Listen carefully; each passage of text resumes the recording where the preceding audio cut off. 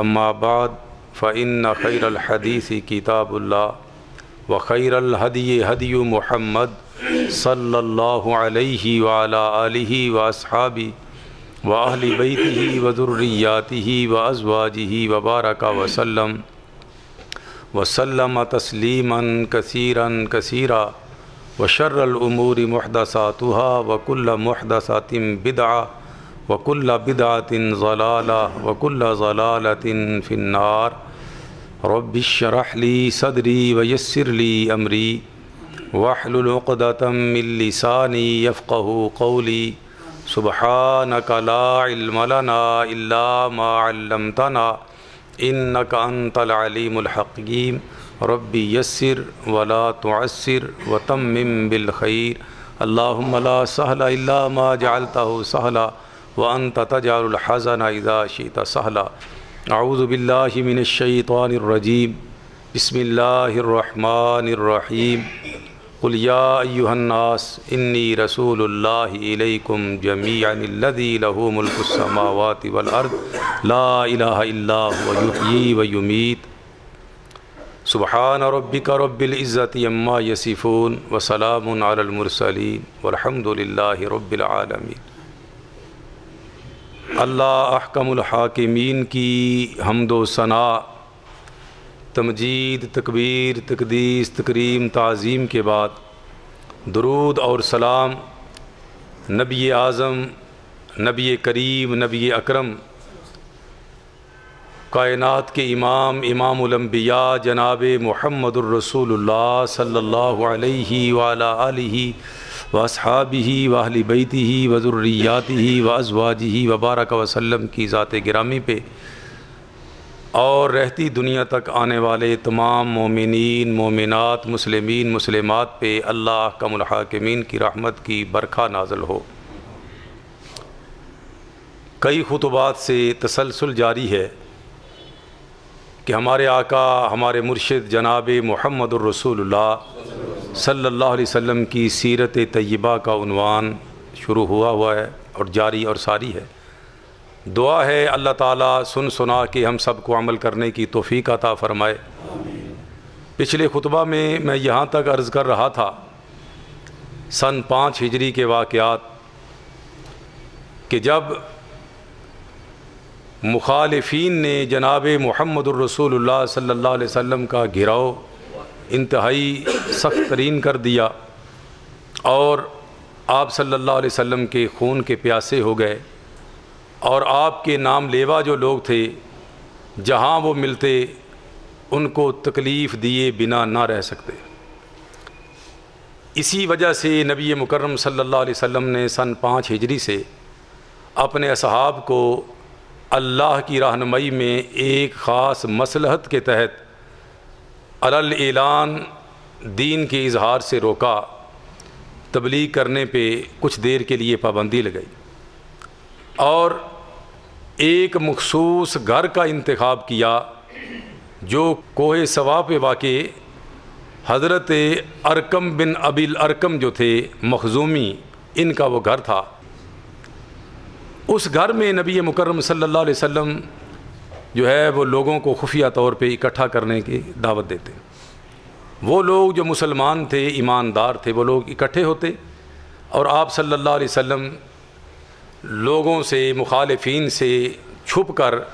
ان کے پاس چلے جاتے اور ان کو واعظ و نصیحت فرماتے اور دین کی تعلیمات سے روشناس فرماتے۔ لیکن اس اثناء میں آپ صلی اللہ علیہ وسلم نے اپنی تبلیغ کے سلسلے کو نہیں روکا۔ ببانگ دہل اور علی الاعلان آپ صلی اللہ علیہ وسلم تبلیغ اسلام فرماتے رہے، یہاں تک کہ بڑے بڑے نامور جو کفار کے سردار تھے وہ آپ کی مخالفت پہ کمر بستہ ہو گئے۔ ابو لہب آپ کا چچا، ابو جہل، عقبہ بن ابی معیط اور ولید بن مغیرہ، امیہ بن خلف جیسے ناخلف لوگ جو تھے نبی مکرم صلی اللہ علیہ وسلم کے خون کے پیاسا اور آپ صلی اللہ علیہ وسلم کو نعوذ باللہ جان سے مار دینے کے درپے ہو گئے۔ یہاں تک کہ ابو لہب کی دو بیٹے جو تھے عتبہ اور عتیبہ، ان کے ساتھ نبی مکرم صلی اللہ علیہ وسلم کی 2 صاحبزادیاں سیدہ رقیہ اور سیدہ ام کلثوم، ان دونوں کے رشتے ہو چکے تھے، نکاح ہو چکے تھے، لیکن اس ظالم نے لوگوں کو بھی آپ کی مخالفت پہ ابھارا اور خود بھی اس نے آپ صلی اللہ علیہ وسلم سے دشمنی کرتے ہوئے دونوں بیٹوں کے رشتے کو سب سے پہلے ختم کیا۔ میں یہ سمجھتا ہوں اور ہر مسلمان کا یہ ایمان ہے، اس بیچارے کی کیا جرأت تھی ہمارے آقا صلی اللہ علیہ وسلم کی بیٹیوں کو اپنے بیٹوں کے نکاح سے برخاست کرتا۔ رب تعالیٰ کو منظور نہ تھا کہ اللہ کے باغیوں کے گھر میں امام الانبیاء صلی اللہ علیہ وسلم کی صاحبزادیاں جائیں، اور یہ رشتہ اس وقت کا تھا جب محمد ابن عبداللہ تھے صلی اللہ علیہ وسلم، یہ بات سمجھنے والی ہے، اور جب یہ رشتہ ختم ہوا اس وقت محمد الرسول اللہ صلی اللہ علیہ وسلم تھے۔ تو کئی دوست یہ بھی سوال کرتے ہیں کہ اماں جی عائشہ رضی اللہ تعالی عنہ کا رتبہ زیادہ ہے یا اماں جی خدیجہ رضی اللہ تعالی عنہ زیادہ افضل ہے؟ تو سب ازواج کا، سب اصحاب کا، سب اہل بیت اطہار کے افراد کا مقام اپنا اپنا، منزلت اپنی اپنی، رفعت اپنی اپنی، بلندی اپنی اپنی، لیکن اگر یہ سوال کیا جائے تو ایک نکاح وہ ہے جو اماں جی خدیجہ سے ہوا، وہ محمد ابن عبداللہ کی حیثیت سے ہوا، اور ایک نکاح وہ ہے جو اماں جی عائشہ صدیقہ رضی اللہ تعالیٰ عنہ سے ہوا، اور وہ محمد الرسول اللہ کی حیثیت سے ہوا۔ جب محمد ابن عبداللہ تھے، تمام اختیارات محمد ابن عبداللہ صلی اللہ علیہ وسلم کے پاس تھے، لیکن جب محمد الرسول اللہ صلی اللہ علیہ وسلم بنے تو پھر اختیارات رب تعالیٰ نے اپنے ہاتھ میں لے لیے۔ وما ينطق عن الهوى ان هو الا وحی یوحی۔ اب کوئی حرکت بھی ہوگی کسی بھی معاملے کے اندر دینی تو اللہ کے حکم کے بغیر نہیں ہوگی۔ چنانچہ آپ صلی اللہ علیہ وسلم نے بڑی جو صاحبزادی تھی سیدہ رقیہ، ان کی شادی، ان کا نکاح بنی امیہ کے چشم و چراغ حضرت عثمان ابن عفان رضی اللہ تعالیٰ عنہ کے ساتھ کر دیا۔ حضرت عثمان مسلمان ہو چکے تھے اور بڑی تکلیف میں تھے، ان کا چچا ان کو بڑی تکلیف دیتا تھا۔ تمام اصحاب رسول اس قدر تکلیف دہ دور سے گزر رہے تھے کہ وہ اپنی مثال آپ ہی ہے۔ صدیق اکبر رضی اللہ تعالیٰ عنہ ایک مرتبہ نبی مکرم صلی اللہ علیہ وسلم کے پاس کھڑے ہو کر اعلان ایمان کیا اور تبلیغ اسلام کی، اور لوگوں نے اتنا مارا کہ اپنی طرف سے مار کے ہی چھوڑ گئے۔ کئی مرتبہ یہ معاملہ ہوا اور سارے اصحاب کے ساتھ ہی کسی کو زیادہ پیٹا گیا، کسی کو کم پیٹا گیا، اذیتیں سب کو دی گئیں۔ یہی وجہ ہے کہ دار ارکم میں پناہ لی مسلمانوں نے اللہ کے حکم سے، اور آپ صلی اللہ علیہ وسلم کے ساتھ اس قدر جو تکلیف دہ رویہ انہوں نے رکھا کہ ابو لہب کا بیٹا ایک دفعہ نبی مکرم صلی اللہ علیہ وسلم کے پاس آیا اور نعوذ باللہ اس قدر نازیبہ حرکات کی کہ آپ صلی اللہ علیہ وسلم سے ہاتھا پائی کی۔ میرے آقا صلی اللہ علیہ وسلم کا کرتا مبارک جو ہے وہ پھاڑ کے رکھ دیا، اور نعوذ باللہ میرے آقا کے چہرہ پر انوار کی طرف منہ کر کے غلیظ تھوک دیا، لیکن رب العالمین نے نبی مکرم والضحیٰ جیسے چہرے کی طرف اس غلیظ تھوک کو آنے ہی نہیں دیا، اللہ نے محفوظ رکھا۔ اس نے کہا وَالنَّجْمِ إِذَا هَوَىٰ، اور ثُمَّ دَنَا فَتَدَلَّىٰ، میں اس کا کفر کرتا ہوں، جو کرنا ہے میرا کر لو، نعوذ باللہ۔ تو وہی وہ وقت تھا جس وقت میرے اور آپ کے آقا صلی اللہ علیہ وسلم کی زبان ختم نبوت سے بد دعا نکل گئی، لبہائے مبارک ہلے، فرمایا اللہم سلط علیہ کلبا من کلابک، اللہ اس ظالم کے اوپر اپنے کتوں میں سے کوئی ایک کتا مسلط کر دے۔ گھبرا گیا، محمد صلی اللہ علیہ وسلم کی بد دعا یا دعا رائے گاں کب جاتی ہے۔ سفر کیا، شام میں ایک جگہ پہ پڑاؤ کیا، قافلے کے گردا گرد شیر نے چکر لگایا شام کے وقت، اور اس قدر گھبرایا، کہنے لگا میری تباہی، میرے مقدر میں تباہی لکھ دی گئی ہے۔ محمد صلی اللہ علیہ وسلم نے میرے حق میں بد دعا کی تھی، اب یہ شیر مجھے پھاڑ کھائے گا۔ انہوں نے کہا کوئی بات نہیں، درمیان میں اس کا بستر لگایا اور سارا قافلہ اس کے ارد گرد جو ہے وہ رات لیٹ گیا۔ شیر نے کسی کو کچھ نہیں کہا، آنے واحد میں اس پہ حملہ آور ہوا اور پھاڑ کے رکھ دیا، چیر کے رکھ دیا اور غائب ہو گیا۔ یہ نبی مکرم صلی اللہ علیہ وسلم کے ساتھ جو گستاخانہ رویہ رکھتے ہیں ان کا یہی انجام ہے، تھا، ہے اور ہوگا انشاءاللہ۔ اور یہی وجہ ہے کہ جتنے بڑے بڑے کفار کے سردار تھے، میدان بدر کے اندر رب العالمین ان کو ذلیل و خوار کر کے رکھ دیا۔ فرمایا تھا اللہ تو ان کو سنبھال لے، اللہ تو میری وجہ سے ان کو کافی ہو جا۔ پھر اللہ تعالیٰ نے ان کا بدلہ لیا۔ بہرحال یہ وہ وقت تھا کہ آپ صلی اللہ علیہ وسلم نے اللہ کی منشا کے مطابق اپنے اصحاب کو حکم دیا کہ حبشہ کی طرف ہجرت کر جو۔ للذین احسنوا فی ہذہ الدنیا حسنہ وارض اللہ واسعہ انما یوفی الصابرون اجرہم بغیر حساب۔ میں پچھلے خطبہ میں عرض کر چکا ہوں کہ سورہ کاف نازل ہوئی،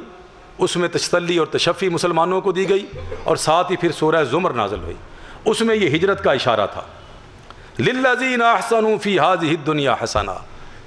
جن لوگوں نے اپنا طرز عمل صالح رکھا ہے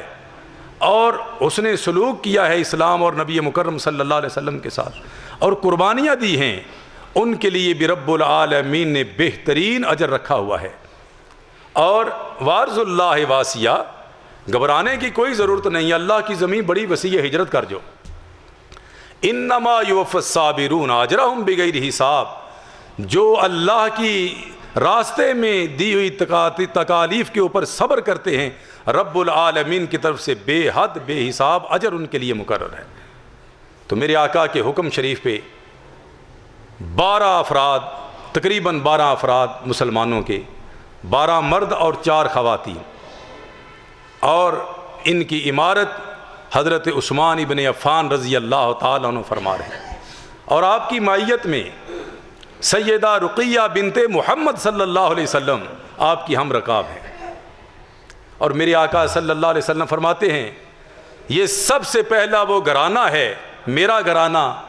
جس نے ابراہیم اور حضرت لوط علیہ السلام کے بعد اللہ کے راستے میں ہجرت کی ہے۔ ہجرت کر کے حبشہ پہنچ گئے، اور ادھر نبی مکرم صلی اللہ علیہ وسلم کو تکلیف دینے میں یہ لوگ اور تیز ہو گئے، اور کوئی موقع فروگزاشت نہ کرتے، کوئی لمحہ ضائع نہ جانے دیتے، نعوذ باللہ۔ اور آپ صلی اللہ علیہ وسلم کو نماز کی حالت میں عقبہ بن ابی معیط نے نعوذ باللہ آپ کی گردن مبارک پہ اپنا غلیظ پاؤں رکھ کے دبایا زور سے، اور آپ کو اس قدر تکلیف ہوئی کو بیان سے باہر ہے۔ آپ صلی اللہ علیہ وسلم نے نماز مکمل فرمائی، اور کعبۃ اللہ میں اس ظالم نے، صحیح بخاری شریف کی روایت ہے،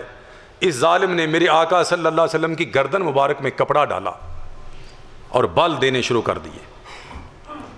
اور نبی مکرم صلی اللہ علیہ وسلم کی گردن مبارک پہ اس قدر شدید دباؤ آیا کہ جس طرح سانس اکھڑ رہا ہو۔ چیخ سنی، صدیق اکبر رضی اللہ تعالی عنہ کے کانوں پہ یہ پڑی، لوگوں نے چیخ ماری کہ محمد صلی اللہ علیہ وسلم کو بچاؤ۔ میرے آقا کی سسکی نہیں نکلی۔ صدیق رضی اللہ تعالیٰ عنہ اپنے اہل و عیال میں بیٹھے ہوئے دوڑے ہوئے ہیں، اور آ کے عقبہ بن ابی معیط ظالم کو دھکا دیا دونوں ہاتھوں سے زور کا، پیچھے پھینکا، فرمایا اتقتلون رجلا ان یقول ربی اللہ، قرآن کریم کی یہ آیت پڑھی، اتقتلون رجلا، کیا تم ایسے شخص کو شہید کرنا چاہتے ہو جو کہتا ہے کہ صرف اس کا گناہ اور جرم یہ ہے کہ میرا رب صرف اللہ ہے، شرک سے جو بیزار ہے، صرف اللہ کو مشکل کشا سمجھتا ہے، یہ اس کا جرم ہے، اور اتنا بڑا اس کو سزا اتنی بڑی دے رہے۔ اور پھر لوگ صدیق اکبر رضی اللہ تعالیٰ عنہ پہ پل پڑے، یہاں تک کہ صدیق اکبر رضی اللہ تعالیٰ عنہ کے بال نوچ لیے ظالم، بہت زیادہ تکلیف دی۔ اس طرح کون سا وہ آپ کا صحابی ہے جس کو تکلیف نہیں دی گئی؟ یہ تفصیل کا وقت نہیں ہے، سارے اصحاب کو اور آپ صلی اللہ علیہ وسلم سمیت اس قدر دکھی کیا گیا کہ رب العالمین نے آپ صلی اللہ علیہ وسلم کے ساتھ جو نصرت کا وعدہ کیا تھا وہ آہستہ آہستہ شروع کر دی۔ اس قدر تکلیف، اس قدر پریشانی، اور آپ صلی اللہ علیہ وسلم کو شہید کرنے کے منصوبے، لیکن اللہ کا الحاکمین نے دو شخصیات کو چن لیا، جس طرح پچھلے خطبہ کے آخر میں یہ میں عرض کر رہا تھا۔ حضرت حمزہ رضی اللہ تعالیٰ عنہ مسلمان ہوئے، اور اس کے بعد 3 دن بعد حضرت عمر رضی اللہ تعالیٰ عنہ دائرہ اسلام میں داخل ہوئے۔ ابو جہل صفا کے پاس سے گزر رہا تھا، نبی مکرم صلی اللہ علیہ وسلم کو دیکھا، بکواسات شروع کر دی، زہر اگلنا شروع کر دیا، یہاں تک کہ نبی مکرم صلی اللہ علیہ وسلم کے سر اقدس کو زخمی کر دیا۔ اور یہ حضرت حمزہ رضی اللہ تعالیٰ عنہ کو علم ہوا، شکار سے واپس آ رہے تھے، کہ آپ کے بھتیجے کو ابو جہل ظالم نے زخمی کر دیا اور بہت گالیاں دی۔ حضرت حمزہ رضی اللہ تعالیٰ عنہ غصے میں، شیر دل جوان تھے، دوڑتے ہوئے آئے اور کعبۃ اللہ میں بیٹھ کے ابو جہل ایک مجلس کے اندر اپنی ہانک رہا تھا کہ میں بہت کام کر کے آیا، ابھی شیخی بگار رہا تھا، تو حضرت حمزہ رضی اللہ تعالیٰ نے اتنا زوردار حملہ کیا، اس کا سر کھول کے رکھ دیا، اور مخزومی اٹھے، اس کے قبیلے کے لوگ اٹھے، ادھر سے قریشی بنو ہاشم اٹھے۔ اب قریب تھا کہ بہت کشت و خون ہوتا، لیکن ابو جہل نے کہا کہ نہیں، اس نے بدلہ لیا ہے، میں نے بھی بڑی زیادتی کی تھی، اللہ نے اس کے منہ سے نکلوایا، کشت و خون رک گیا۔ تو پھر ان کو احساس ہوا کہ اب حمزہ بھی اس کا حلقہ بگوش اسلام ہو گیا ہے، اب ذرا سنبھل کے۔ حضرت حمزہ کہتے ہیں میں نے تو ویسے ہی اپنے بھتیجے کی محبت میں یہ کہا تھا، اگر یہ بات ہے تو میں بھی لا الہ الا اللہ محمد الرسول اللہ پڑھتا ہوں، لیکن ساری رات سوچتا رہا کہ یہ میں کیا کر بیٹھا ہوں، اب مجھے تو آپ کی تعلیمات کا بھی علم نہیں ہے، وہ کس طرح کی ہیں۔ ساری رات یہ سوچتے رہے، صبح کہنے لگے بھتیجے میں ایک بڑی الجھن میں پھنسا ہوا ہوں۔ جب میرے آقا نے وضاحت اسلام کی فرمائی تو کہتے ہیں اشہد ان لا الہ الا اللہ وحدہ لا شریک لہ واشہد ان محمدا عبدہ ورسولہ، اب میں سچے دل سے مسلمان ہوتا ہوں، کیونکہ اب مجھے پتہ چل گیا کہ اسلام کیا ہے، اب مجھے کوئی کچھ بھی کر لے میں آپ کا ساتھ کبھی نہیں چھوڑوں گا۔ پھر ایسا ہی ہوا، دار ارقم میں میرے اور آپ کے آقا صلی اللہ علیہ وسلم تشریف فرما، اصحاب رسول بھی ہیں، اور حضرت حمزہ رضی اللہ تعالیٰ عنہ بھی ہیں، تو کوئی ادھر سے صحابی آتا ہے، کوئی ادھر سے صحابی آتا ہے، اللہ کے رسول بہت مظالم بڑھ گئے ہیں، آقا تکلیفیں زیادہ ہو گئی ہیں، آقا برداشت جواب دیتی جا رہی ہے، تو اللہ کے نبی میرے اور آپ کے آقا صلی اللہ علیہ وسلم نے یوں دستے دعا بلند فرمائے، ہاتھ اٹھا لیے، اللہم اعز الاسلام بعمر بن الخطاب او بعمر بن حشام۔ اور وفی روایت ترمذی، جامع ترمذی کی روایت میں ہے اللہم اعز الاسلام بعمر بن الخطاب خاصہ۔ اللہ دو بندے مکہ کے نامی گرامی ہیں، ایک ابو جہل ہے عمر بن ہشام جس کا نام ہے، اور دوسرا عمر بن خطاب ہے، اللہ ان میں سے جو تو پسند کرتا ہے وہ مجھے اسلام کی مدد کے لیے میرے دامن میں دے دے، اور اللہ اگر میرا جی میرا دل پوچھتا ہے تو بعمر بن الخطاب خاصۃ، تو میں تو خاص عمر بن خطاب کو پسند کرتا ہوں، لیکن ان دونوں میں سے جس کا انتخاب تو فرمایا میں راضی ہوں، کیونکہ تیری مسلط کو کوئی نہیں جانتا۔ تو اللہ احکم الحاکمین نے اپنے نبی صلی اللہ علیہ وسلم ہمارے آقا کی دعا کو قبول فرمایا، اور عین ہی حضرت عمر ابن خطاب رضی اللہ تعالیٰ عنہ کو آپ کے در اقدس پہ بھیج دیا۔ گھر سے چلے تھے کیونکہ منصوبے بن رہے تھے، نبی مکرم صلی اللہ علیہ وسلم کا سر مبارک نعوذ باللہ تن سے جدا کر دیا جائے، گھر سے نکلے تھے کہ محمد صلی اللہ علیہ وسلم کا کام تمام کر دوں گا نعوذ باللہ، اور پہلے بہن کے گھر چلے گئے، پتہ چلا مسلمان ہو گئے، اب وہاں دل کی زمین بدل تو آسمان سے گئی ہوئی تھی، دعائے رسول ہو چکی تھی، گئے اللہ تعالیٰ نے ہدایت دی، مسلمان ہو گئے۔ طٰہٰ ما انزلنا علیک القرآن لتشقیٰ، یہ آیات جو ہیں سورہ طٰہٰ کی بہن نے سنائی، زار و قطار رو رہے ہیں، نبی مکرم صلی اللہ علیہ وسلم کی خدمت میں غلاموں کی طرح اور زنجیر میں جکڑے ہوئے گئے، مسلمان ہو گئے۔ اور حضرت حمزہ نے کہا آتے ہوئے اگر عمر کسی بدنیتی سے آ رہا ہے تو دروازہ کھول دو، میں جانوں اور عمر جانے۔ میرے آقا فرماتے ہیں حمزہ عمر آ نہیں رہا، اللہ بھیج رہے ہیں۔ رات کو میں نے دعا کی تھی،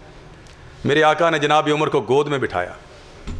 اور کرتا پکڑ کے جھٹکا دیا کہ عمر ابھی وہ وقت نہیں آیا کہ اللہ کا قرآن تیرے دل میں گھر کر جائے۔ عمر کہتے ہیں آقا کلمہ پیش کیجئے، لا الہ الا اللہ محمد الرسول اللہ صلی اللہ علیہ وسلم، کلمہ پڑھا مسلمان ہو گئے۔ تو صحابہ رضوان اللہ تعالیٰ مجمعین نے میرے آقا کے ساتھ بآواز بلند اللہ اکبر کا نعرہ لگایا۔ یہ تکبیر کا نعرہ سب سے پہلے دار ارقم میں حضرت عمر ابن خطاب رضی اللہ تعالیٰ عنہ کے ایمان لانے پہ لگائے۔ یہ آواز ان لوگوں نے بھی سن لی کہ کوئی گڑبڑ ہو گئی ہے۔ پھر یہی وہ وقت ہے کہ یہ 40 لوگ تھے تقریباً جنہوں نے نبی مکرم صلی اللہ علیہ وسلم کے معیت میں کعبۃ اللہ میں پہلی مرتبہ جا کے عبادت کی ہے۔ باہر نکلے، حضرت عمر کہتے ہیں آقا اب میں بھی آ گیا ہوں، عمر کو عمر بھی مل گئی ہے، اور چھپ چھپ کے عمر گزارے اسلام کو عمر مل گئی ہے عمر رضی اللہ تعالیٰ عنہ کے ذریعے، اب اسلام چھپے گا نہیں۔ آقا نکلیے، اگر ہم حق پہ ہیں تو چھپنے کی ضرورت نہیں ہے۔ نبی مکرم صلی اللہ علیہ وسلم نے اپنے اصحاب کو حکم دیا، 20 کی ٹولیاں بن گئی، ایک 20 لوگوں کی ٹکڑی حضرت حمزہ رضی اللہ تعالیٰ عنہ حفاظت کر رہے ہیں، اور دوسری 20 کی ٹکڑی جو ہے 20 صحابہ کی، ان کے ارد گرد حضرت عمر رضی اللہ تعالیٰ عنہ گھوم رہے ہیں۔ اور عمر رضی اللہ تعالیٰ عنہ کہتے ہیں بھائی آؤ، اگر کسی نے اپنے بچوں کو یتیم کرانا ہو، اپنی بیویوں کو بیوہ کرانا ہو، کوئی نہیں بولا۔ نبی مکرم صلی اللہ علیہ وسلم نے پہلی مرتبہ یہاں کعبۃ اللہ میں علی الاعلان اللہ کی عبادت کی۔ اور عمر فاروق رضی اللہ تعالیٰ عنہ تقریباً ہر گھر میں گئے، ہر سردار کا دروازہ کھٹکھٹایا، ابو جہل کے پاس بھی گئے، بھائی میں مسلمان ہو گیا ہوں، جو کرنا ہے کر لو۔ اللہ تعالیٰ ایسے اسلام کے بہادر جرنیل ہمیں عطا فرما دے۔ اسلام کو رب کعبہ کی قسم ہے ایک عمر کے سچے غلام کی ضرورت ہے۔ برنارڈ شاہ نے اپنی تاریخ میں لکھا، غیر مسلم تاریخ دان، کہ اگر آج کی تاریخ میں ایک عمر اسلام میں اور آ جائے تو دنیا کے اندر کوئی اور دین نظر نہ آئے۔ اس نے تو بہت بڑی بات کی، میرا تو ایمان ہے کہ عمر کا سچا غلام ہی کوئی آ جائے تو یہ دنیا کا نقشہ بدل جائے۔ یہ محض ہم خالی نعرے لگاتے ہیں عشق کے، اللہ تعالیٰ حقیقی محبت رسول ہمیں عطا فرما دے۔ یہ ادھر جو حبشہ والے لوگ تھے، ایک مغالطے کی نظر ہو کے وہ بھی واپس پلٹے۔ رمضان کا مہینہ تھا، رجب 5 رجب کے مہینے میں انہوں نے کوچ کیا، اور رمضان کے مہینہ میں نبی مکرم صلی اللہ علیہ وسلم حرم پاک میں تشریف لے گئے، بڑے بڑے سردار ان کے موجود تھے وہاں پہ۔ آپ صلی اللہ علیہ وسلم نے سورہ نجم کی تلاوت کی، وَالنَّجْمِ إِذَا هَوَىٰ مَا ضَلَّ صَاحِبُكُمْ وَمَا غَوَىٰ وَمَا يَنطِقُ عَنِ الْهَوَىٰ إِنْ هُوَ إِلَّا وَحْيٌ يُوحَىٰ عَلَّمَهُ شَدِيدُ الْقُوَىٰ ذُو مِرَّةٍ فَاسْتَوَىٰ وَالنَّجْمِ إِذَا هَوَىٰ، قسم ہے تارے کی جب وہ گرتا ہے، مَا ضَلَّ صَاحِبُكُمْ وَمَا غَوَىٰ، یہ تمہارے صاحب محمد صلی اللہ علیہ وسلم نہ ہی راستے سے بھٹکے ہوئے ہیں نعوذ باللہ، اور نہ ہی کوئی غلط کام بتا رہے ہیں۔ ما ضل صاحبکم وما غویٰ وما ینطق عن الہویٰ ان ہوا الا وحی یوحیٰ، یہ تو اس وقت تک کلام نہیں کرتے جب تک عرش سے اللہ کا حکم نہ آ جائے، وحی نہ آ جائے۔ یہ تو اللہ کے پیغمبر اور اللہ کے آخر الزمان امام الانبیاء صلی اللہ علیہ وسلم ہے۔ یہ سورہ نجم کی آپ صلی اللہ علیہ وسلم نے ان کے سامنے تلاوت کی، اور آپ دیکھیے یہ شروع ہو رہی ہے وَالنَّجْمِ إِذَا هَوَىٰ، قسم ہے تارے کی جب وہ گرتا ہے۔ حالانکہ اللہ قسم اٹھا رہے ہیں تو کسی اونچی جگہ پہ جانے والی چیز کی اٹھانی چاہیے تھی، بلندی کی طرف پرواز کرنے والی چیز کسی چیز کی اللہ قسم اٹھاتے۔ وَالنَّجْمِ إِذَا هَوَىٰ، قسم ہے تارے کی، کہنا تو یہ تھا اذا طلع، جب وہ طلوع ہوتا ہے، لیکن اللہ فرماتے اذا ہوا، جب وہ گرتا ہے۔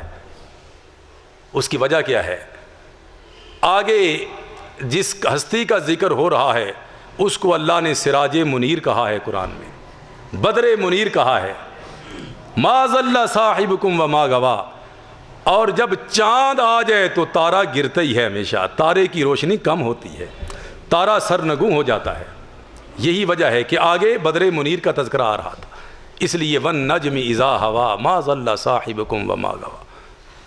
ای نبیکم ورسولکم ما ضل وما غوا۔ بہرحال یہ سورہ نجم نبی مکرم صلی اللہ علیہ وسلم نے تلاوت فرمائی، پوری سورہ شریف، اور فاسجدوا للہ واعبدوا، آخری آیہ مبارکہ آپ نے پڑھی کہ اللہ کے حضور سجدے میں گر جاؤ اور اللہ کی بندگی اور غلامی اختیار کرو۔ یہ آیت مکمل کرنے، سورہ کا اختتام فرمانے کے بعد، کیونکہ یہ حکم ہے، یہ سجدہ تلاوت ہے، یاد رکھیں، فاسجدوا للہ واعبدوا، میں نے پڑھا اور آپ نے سنا، انشاءاللہ نماز کے بعد آپ نے سجدہ کرنا ہے اور میں بھی انشاءاللہ کروں گا۔ جب بھی آپ قرآن پڑھیں تو سجدہ تلاوت، جب سجدہ کریں تو کون سی دعا پڑھتے ہیں؟ سجد وجہی للذی خلقہ وصورہ وشق سمعہ وبصرہ بحولہ وقوتہ فتبارک اللہ احسن الخالقین۔ عام طور پہ سبحان ربی الاعلی لوگ اس پہ جو ہے وہ گزارا کر لیتے ہیں، تو یہ دعا نہیں ہے۔ سجد وجہی للذی خلقہ وصورہ وشق سمعہ وبصرہ بحولہ وقوتہ فتبارک اللہ احسن الخالقین۔ یہ دعا بھی دوست احباب کو میں دعوت دیتا ہوں کہ ضرور یاد کریں۔ ہم مسلمان ہیں، ہمیں یہ دعائیں بھی یاد ہونی چاہیے، جو ضروری باتیں ہیں یہ تو ہمیں یاد ہونی چاہیے۔ بہرحال نبی مکرم صلی اللہ علیہ وسلم نے جب سجدہ شریف فرمایا تو بے اختیار سارے کے سارے جتنے کافر یہاں پہ موجود تھے سب کے سب سجدہ ریز ہو گئے۔ اب اس سجدے کی خبر حبشہ میں ان مسلمانوں تک بھی پہنچ گئی کہ نبی مکرم صلی اللہ علیہ وسلم نے سورہ نجم شریف کی تلاوت فرمائی، اور جب فاسجدوا للہ واعبدوا آپ نے فرمایا تو آپ نے سجدہ کیا، اور سارے کے سارے کافر جو ہیں نبی مکرم صلی اللہ علیہ وسلم کے تابع فرمان ہو گئے ہیں، کیونکہ آپ کے سامنے انہوں نے سجدہ کیا ہے۔ اب انہوں نے سوچا کہ اب تو مکہ سارا ہی مسلمان ہو گیا، اب یہاں رہنے کی ضرورت نہیں ہے۔ اب کیا ہوا؟ وہ بھی ہجرت واپس آ گئے، حبشہ سے واپس آ گئے۔ جب مکہ کے انتہائی قریب پہنچ گئے، ایک دن کی مسافت سے بھی کم، تو اصل خبر کا علم ہوا کہ ایسا نہیں تھا۔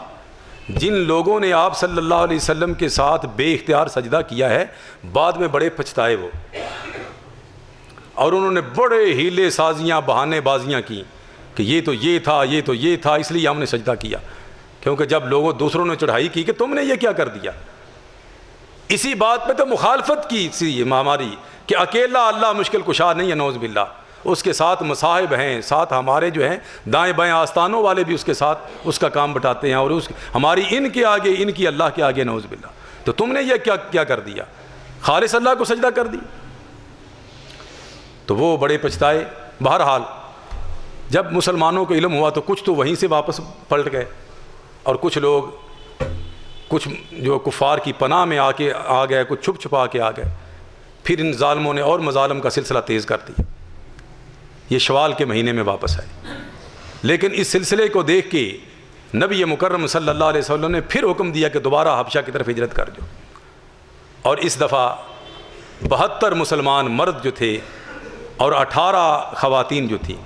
72 اور 73 دو روایات آتی ہیں، زیادہ مضبوط 72 والی ہے، بہرحال 72 یا 73، 18 یا 19 خواتین یہ پھر یہاں سے نکلے۔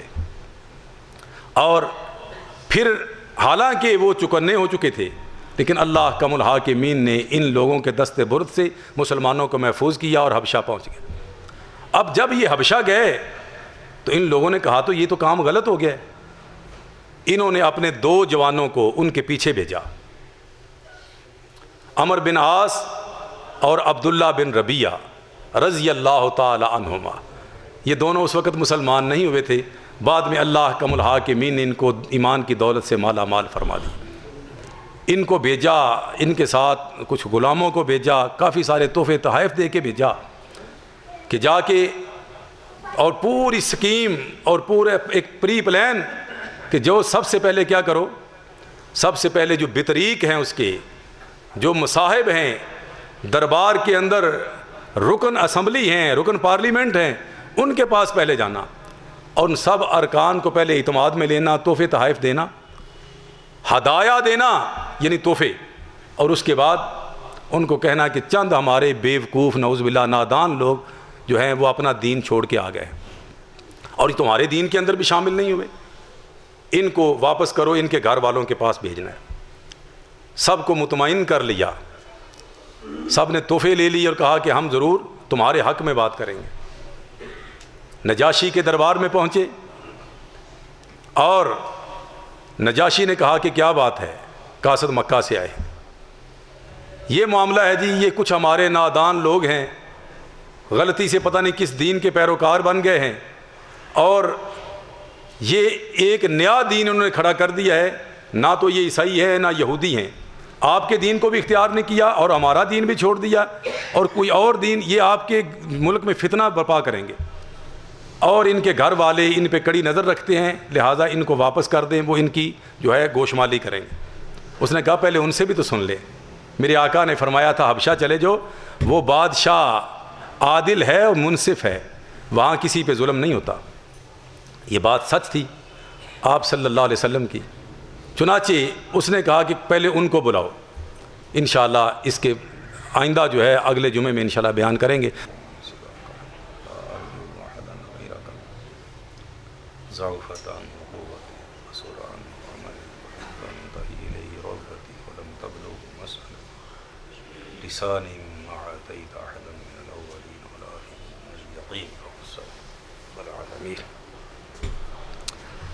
الحمد للہ نحمده ونستعینه ونستغفره ونعوذ باللہ من شرور انفسنا ومن سیئات اعمالنا، من يهده اللہ فلا مضل له ومن يضلل فلا هادی له، اشہد ان لا الہ الا اللہ وحدہ لا شریک له ولا مثل له ولا مثال له فی ذاته عاداته وصفاته العلیٰ، واشہد ان سیدنا اعلانا اولانا ومولانا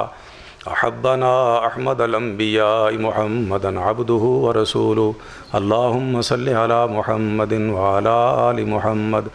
کما صلیت علی ابراہیم وعلی آل ابراہیم انک حمید مجید، اللہم بارک علی محمد وعلی آل محمد کما بارکت علی ابراہیم وعلی آل ابراہیم انک حمید مجید۔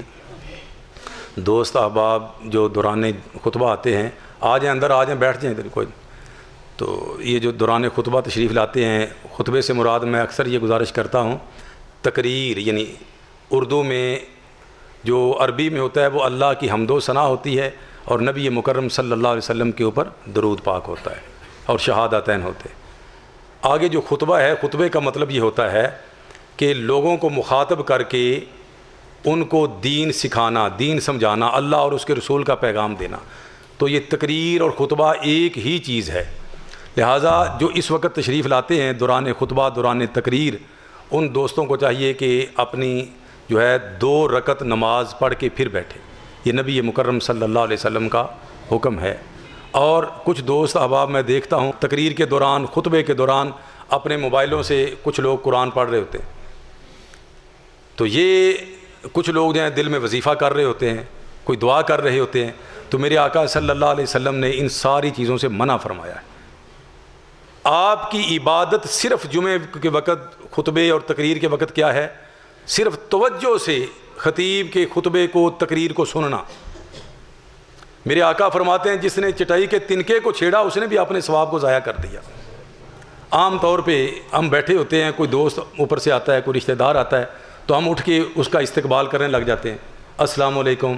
سلام لیتے ہیں، تو یہ بھی ہم نے اپنے ثواب کو ضائع کر دیتے ہیں۔ کچھ نہیں، جب خطبہ جو بھی آئے بیٹھے، وہ بھی عبادت کے لیے آئے، آپ بھی عبادت کے لیے آئے۔ نماز کے بعد جس طرح مرضی ملیں، حالات پوچھیں، بالکل پوچھنا چاہیے بہن بھائیوں کو، لیکن خطبے کے دوران ایسا معاملہ جو ہے یہ غیر شرعی ہے اور گناہ کے زمرے میں آتا ہے۔ بلکہ میرے آقا فرماتے ہیں جس طرح انسان آتا ہے اسی طرح واپس چلا جاتا ہے، ایک معمولی سا ثواب بھی اس کے پلے میں نہیں پڑتا۔ تو یہ ہمیں سوچنی چاہیے۔ اور جس وقت آپ دیکھتے ہیں کوئی دعا دل میں یہ بھی نہیں پڑھیں، کوئی قرآن کی آیت پڑھ رہے ہیں وہ بھی نہیں پڑھیں، آپ نے صرف توجہ سے خطبہ سننا ہے۔ اگر خطیب آپ کو کسی بات پہ بلوائے تو آپ نے اس کا جواب ضرور دینا ہے، یہ بھی سنت طریقہ ہے۔ اور جو آپ نے دعا کرنی ہے، جس طرح 2 خطبے کے درمیان جب خطیب بیٹھتا ہے، پہلا خطبہ ہو گیا، پہلی تقریر، اس کے بعد میں بیٹھا، اس کے بعد پھر میں نے عربی میں اللہ کی حمد کی، نبی صلی اللہ علیہ وسلم پہ درود پڑھا، اب پھر آپ کو مسائل سمجھا، دوسرا خطبہ۔ تو 2 خطبوں کے درمیان جب خطیب بیٹھتا ہے، یہ مسنون وقت ہے دعا کی قبولیت کا۔ تو اس وقت آپ دعا کیا کریں اپنے لیے، میں بھی اس وقت اپنے لیے بھی، آپ کے لیے بھی دعا کرتا ہوں، تو آپ بھی اس وقت اپنے لیے بھی، میرے لیے بھی دعا کیا کریں۔ اللہ تعالی ہم سب کو سمجھنے کی توفیق دے۔